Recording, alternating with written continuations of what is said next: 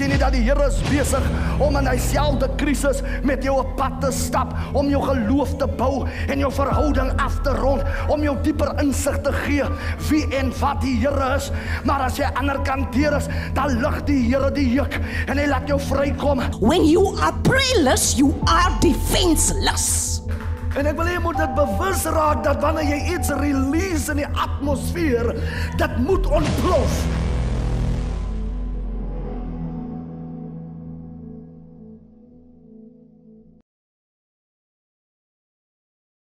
Goeienaand, Pastor Swarts, wie se groet in die mooi, soete, oorwinnende naam van ons Here en Meester.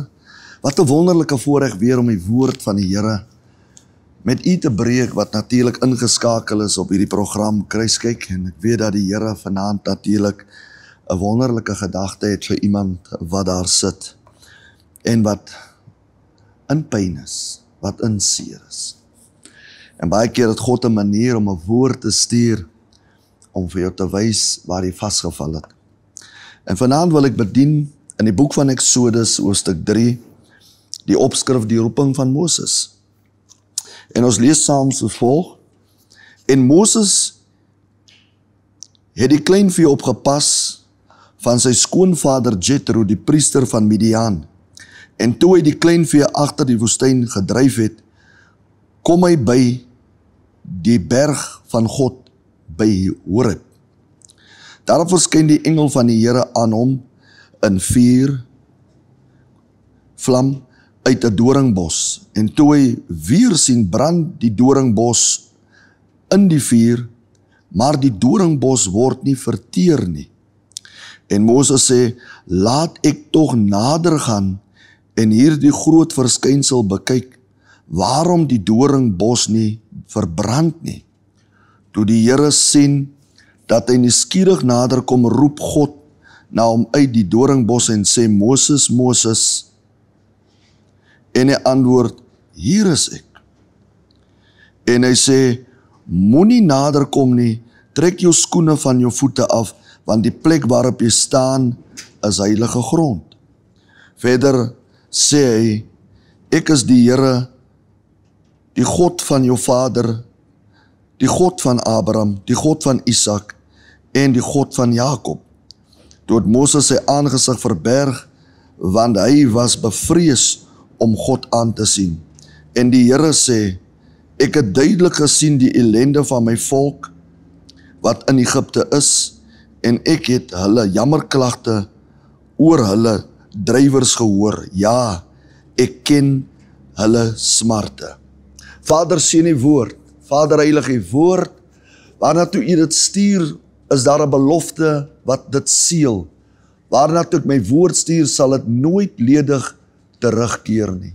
En Here, vanaand bid ek dat die Here, die God van Abraham, Isak en Jakob, dat u my sal salf, om hierdie woord oor te dra, so die wat luister sal verstaan, en sal insig kry, en dat hulle harte sal oopgaan, Here, om u woord aan te neem, sodat hulle lewe daardie radikale veranderinge kan ervaar, in Jesus naam.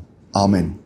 My liewe vriend, ek lees natuurlik oor die roeping van Moses, en iets wat vir my uitstaan, is dat Moses was natuurlik in die paleis opgeneem van Farao.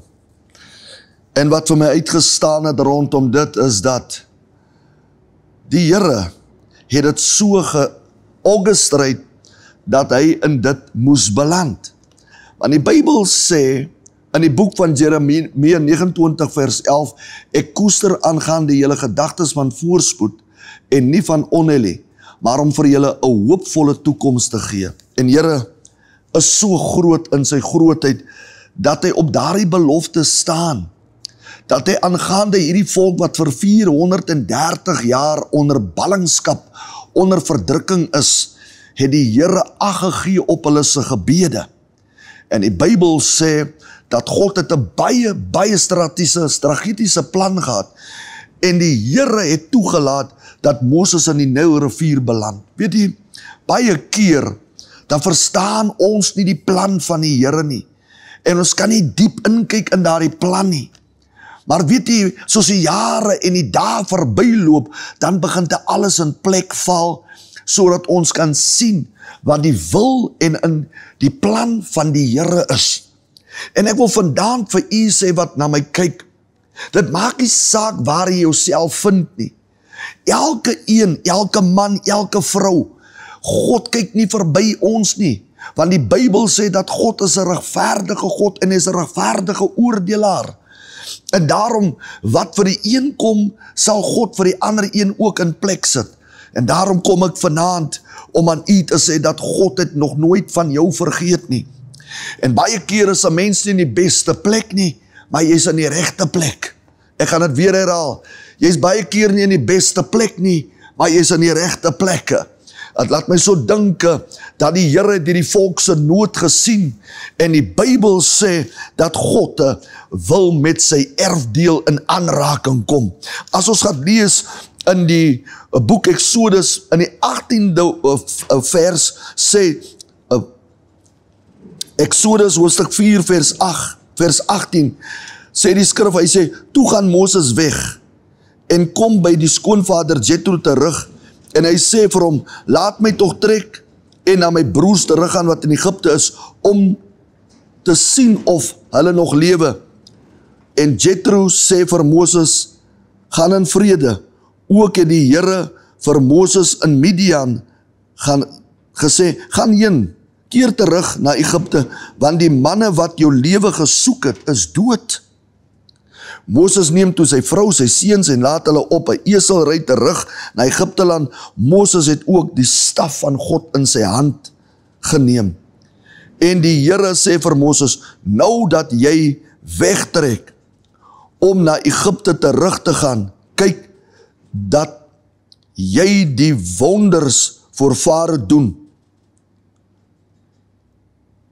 wat ek in jou mag gestel het, maar ek sal sy hart verhard, sodat hy die volk nie sal laat trek nie.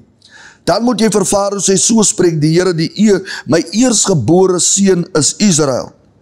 Daarom beveel ek jou, laat my seun trek, dat hy my kan dien, maar jy het geweier om hom te laat trek. Kyk, ek sal jou eersgebore seun laat sterwe. Ek wil vanaand ook hierdie boodskap titel, dat ek sal jou erfdeel van jou afwegneem. Gee my erfdeel terug. Ek sal jou erfdeel van jou af te wegneem, gee my erfdeel aan my terug. Ek wil vanaand vir iemand sê daar buite, wat natuurlik ingeskakel is op hierdie program, dat terwyl Moses beweeg, sê die Bybel dat hy het opgegroei onder die invloed en onder die raamwerk van 'n paleis, waar 'n koning hom natuurlik aangeneem het en hom ook die guns van die Here wat natuurlik op Moses se lewe was, het hom gebring in 'n posisie dat hy 'n prins is. Maar kyk net God se plan, daar's wel druk, maar die Here het al reeds 'n plan vir Israel in plek gesit. Die res van hulle het dit nie gesien nie, maar God het dit in die stilte gedoen. En ek wil vanaand vir iemand daar buite sê, daar is baie dinge wat jy dink dat God het dit nie gesien nie, maar ergens in die stilte in jou stryd, is God klaar besig om iets vir jou, mevrou, in plek te sit. Het maak nie saak hoe lelik dit lyk nie, dat baie keer voel het, dat die Here het moed opgegee op jou lewe. Nee, God sal nooit moed opgee op jou lewe nie. Jy sien, dat as jy 10 rand vat, al lyk jy hoe vuil, al lyk jy hoe opgevrommel en jy lê in die pad, sal niemand verby die 10 rand loop nie. Wat is die rede? Want die 10 rand het waarde. Al lyk mense soos boemelaars, alles uit deurgetik, alles uit deurbedwelmd, alles hy alkoholist, uitgedroogd, God sal nooit verby hom stap nie, want jy's 'n produk met waarde. Die Here sal predikers oprig om die evangelie te verkondig terwille van die waarde wat binne jou is.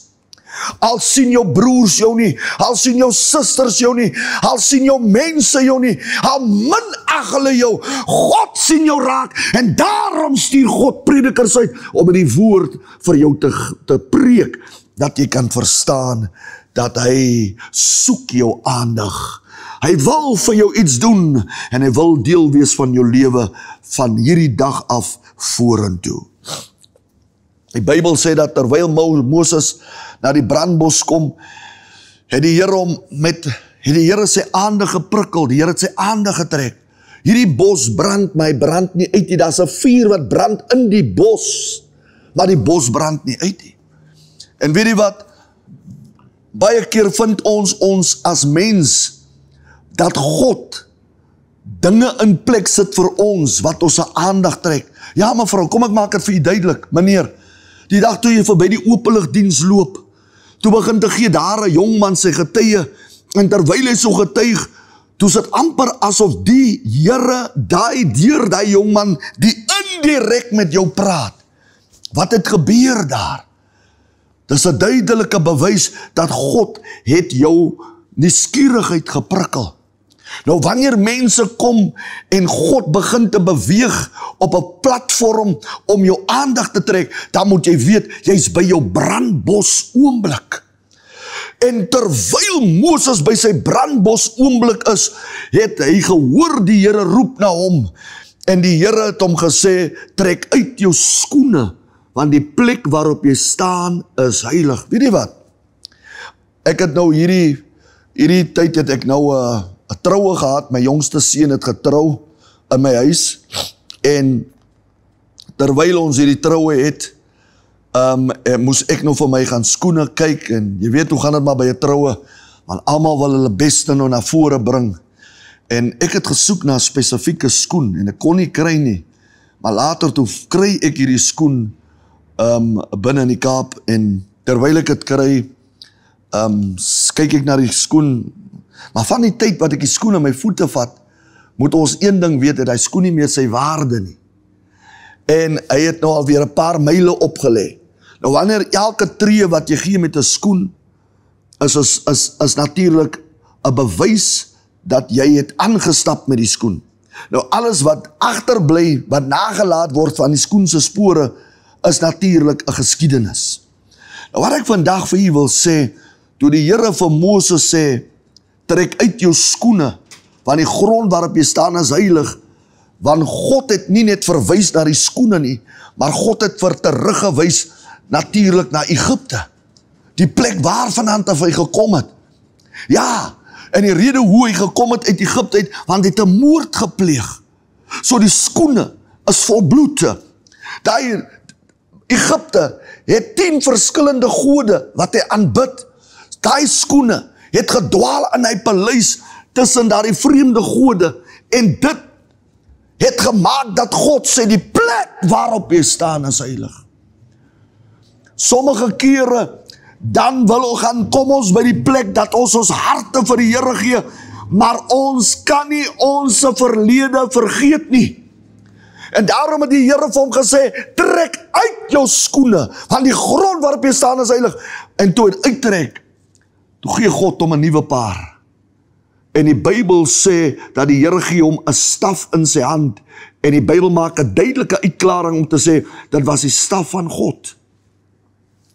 Wanneer die Here 'n man in die hande kry, dan herstel die Here nie net, en hy neem jou verlede weg nie, maar hy gee ook vir jou gesag. Hy gee ook vir jou autoriteit, hy gee dit terug aan jou.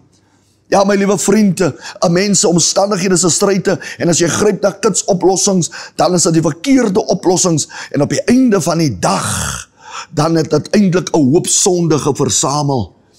En dit is presies waar mense vandag in die samelewing is. Hy het soveel 'n klomp hoop sondes het hy versamel, en hy weet nie om dit af te lei nie. Maar die Bybel sê, daar kom 'n môre dat God jou met nuuskierigheid roep om tot bekering te kom. En as jy jou hart vir die Here gee, dan stuur God jou terug na die einste plek. Nou waar 'n mens gedwaal het toe jy sonder was, as jy altyd skaam vir die mense, en jy weet dat jy het enemies en vriende gehad, maar jou vriende, jou vyande is altyd meer.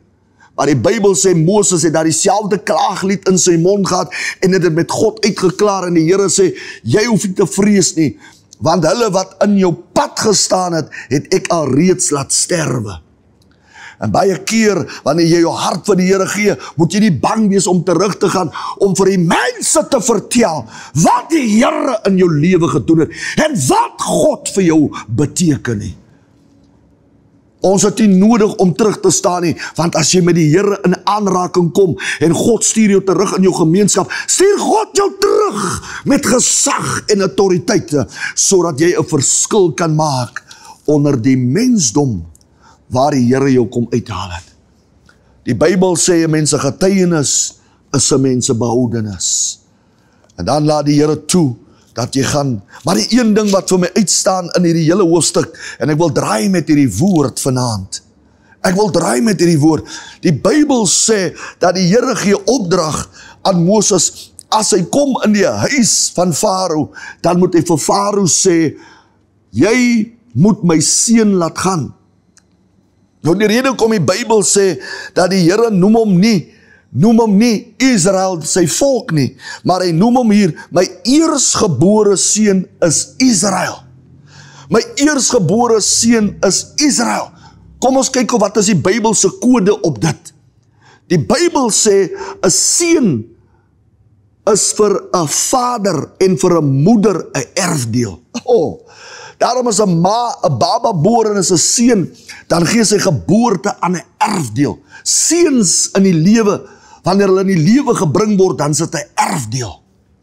En toe die Bybel sê dat God sê, my eersgeborene seun is Israel, toe sê God eintlik aan Farao, ek soek my erfdeel wat ek aan jou geleen het, soek ek terug.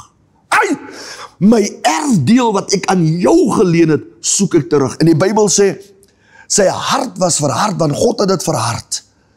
En hy het dit verhard.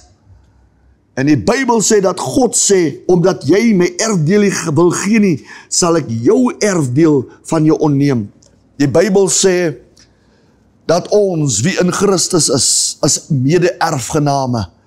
Nou gaan ek vinnig met u praat, as jy Christus mis, dan is jy nie deel van die boedel nie. Jy is nie deel van die testament nie. Maar wanneer ons natuurlijk in die testament is, moet jy weet, dat die testamenthouer moet dood wees, voordat die testament loskom. En die Bybel sê, dat Jesus het vir ons almal wat hom aan, hy het vir ons die prys betaal, het gesterf op die kruis van Golgotha. Die testamenthouer het gesterf, sodat die inheritance, dat die erfdeel aan ons losgemaak kan word. En ek wil vanaand wil ek bedien, en ek wil vir iemand sê, baie keer sê jy, pastoor, dit werkie vir my nie, die werkie vir my nie, is omdat jy nog nie die testamenthouer in jou lewe deel gemaak nie. Want as jy die Here vanaand aanneem, my liewe broer, as jy vanaand die Here aanneem, my liewe suster, dan koop jy in by die krag van hierdie testament. En sodra jy inkoop by die krag van hierdie testament, sal die testamenthouer het al reeds vir jou erfdeel in plek gesit binne die testament. En die Bybel sê, hy het gesterf, sodat die erfdeel wat na ons toe kan kom, kan loskom. En omdat hy gesterf het en is los, het hy weer opgestaan, want hy wil sien hoe geniet ons die erfdeel as erfgename, terwyl ons vir Christus, ons Here en Koning in ons lewe kom maak het. So baie mense mis uit in hierdie lewe, omdat hy wil nie Christus 'n kans gee in sy lewe nie. Sommige mense kla, armoed, C4 deesdae in Suid-Afrika op sy hoogste. Maar weet jy wat, as ons die Here 'n kans gee, dan sal God dit wat hy al reeds in plek van jou geboortedag af het hy vir jou 'n bedekte seun in plek gesit, dan sal daardie bedekte seun loskom, en dit sal vir jou ruimte maak. Vanaand wil ek draai, my liewe vriend, met hierdie woord. Het maak nie saak waar jy is nie. Dit maak saak waarheen jy op pad is. En weet jy wat? is belangrik. Terwyl 'n mens op hierdie pad is, gee God vir jou padtekens. En dan wys God vir jou deur sy woorde dat jy kry keuses om te maak.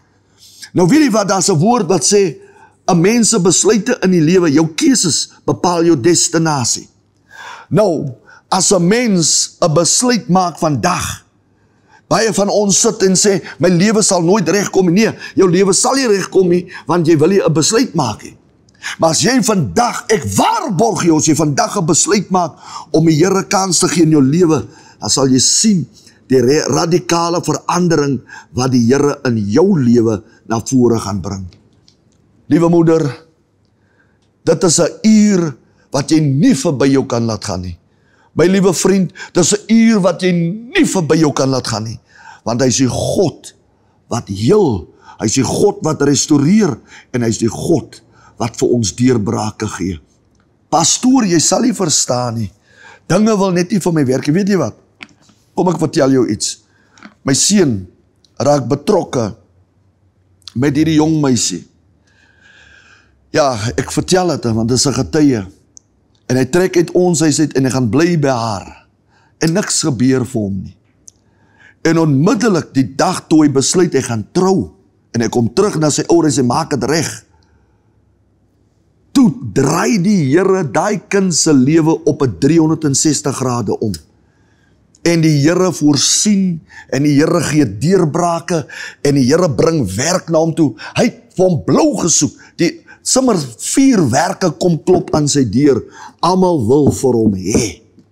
En die Here kom net op 'n bonatuurlike wyse vir hom grensloos deur. Finansiëel 'n magtige deurbraak. Die Here gee dit vir hom.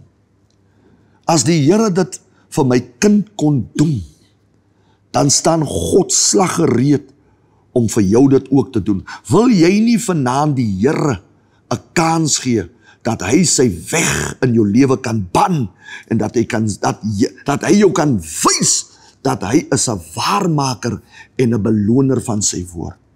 As jy vanaand gereed is, my vriend, maak jou oë toe saam met my. Kom ons vertrou die Here, dat die Here sy genade, wat hy gegee het vir ons, sodat ons uit die aarde uit kan lewe, dat die Here vanaand, deur dat jy hom aanneem, dat hy daardie deur van genade op jou lewe oorvloediglik sal open.